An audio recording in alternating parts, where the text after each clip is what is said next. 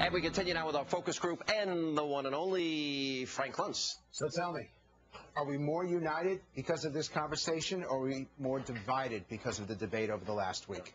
More divided. Who says we're more divided?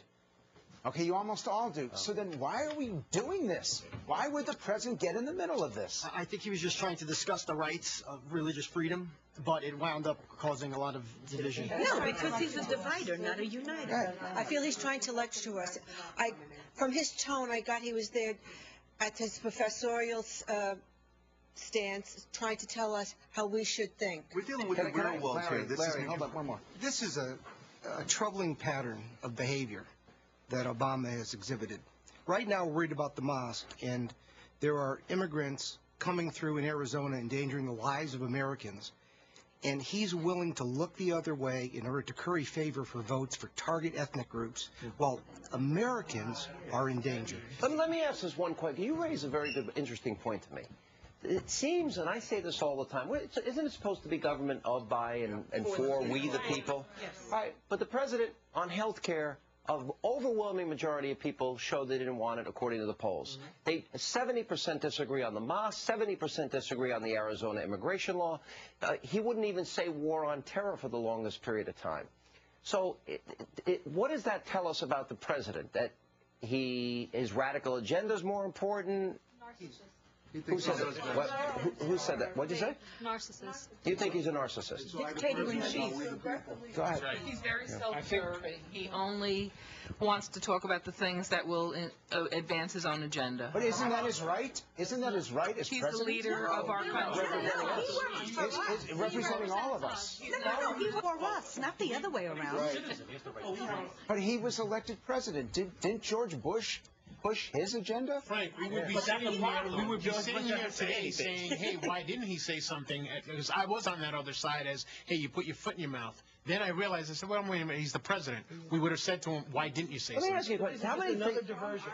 It's like another diversion from the facts, from the economy and everything. He had to say something. He's the president. He said something, but now we're, he talked about the rights.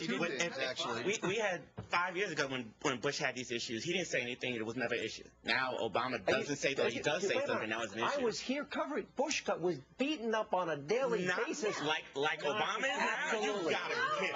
You're not serious. Oh, come on. Your memory's not that short. They turned against you. That's not true. So let's put this in perspective. Yeah, exactly. Bush was made fun. So I want to put this in perspective. Hold on. I want to put this in perspective for 2012. Again, how about 2010 for? How many of you voted for him in 2008? Raise your hands if you voted for him. Obama. Of those of you who voted for him, who's going to vote Republican in 2010? So you're voting for a Republican. I am a Republican, and I voted for Obama because I thought intellectually he was the superior candidate, but I was wrong. You admit that on national television? I'm voting for the best of either parties, as we discussed before. Yeah, okay. You're switching. I'm with you, too. And I got to tell you, isn't it simple? How many of you think taxes are too high? How many of you think that government is too corrupt? Right? How many of you think that they need to start balancing their budget? How many of you think Obama... Wait, I was asking everybody. No, but how many of you think that Barack Obama lost touch with... when he was out there on the campaign trail, yes, we can, change. How many of you think it was all rhetoric and no action? Okay, but let's focus on those who switched. Why are you switching? Well, it's a bit premature. It is a couple of years away, and I like to think I have an open mind. But basically, as a free libertarian, as we discussed, I voted for him because I thought it would be good for the country.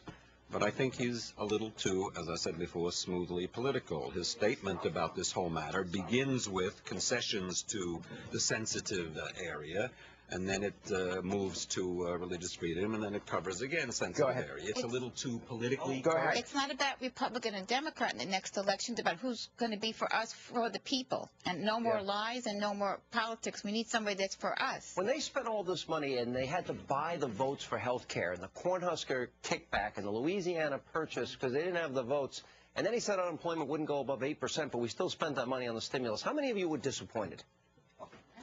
Well, that's a lot of people. Go ahead. You had to have high expectations in order to be disappointed. So if Who created the expectations?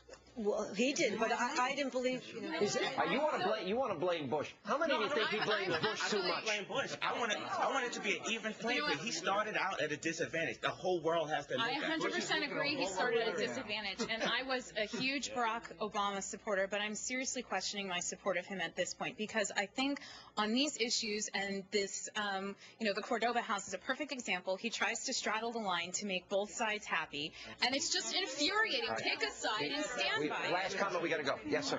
Sean, I agree with you that I was really looking forward to the change and some meaningful differences, and I haven't seen any at all in a year and a half. Can I say something? Even though 17 of you more voted for Obama in 2008, this has been a really interesting, enlightening panel. Another great job by our good friend Frank. Thank you, guys. Thank you all for being here. We really appreciate it. Thanks. We will continue to follow this important